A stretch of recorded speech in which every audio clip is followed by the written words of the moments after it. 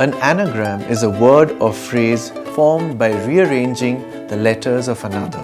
For example, tones can form the word stone. But today I'm going to talk about a very special class of anagrams called aptagrams.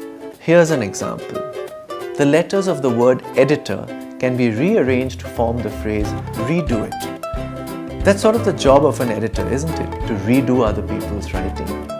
That's an aptagram. An anagram which sort of means the same thing as the original word or phrase. Apt, isn't it? Here are a few more. Astronomer can be rearranged to form moon starer. Makes sense, doesn't it? Here's one for the mathematically inclined.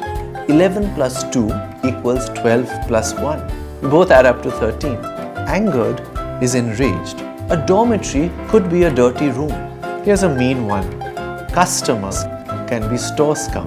And the most brilliant one that I've come across, Apple Macintosh, laptop machines. The English nut can be rearranged to form enlighten thus.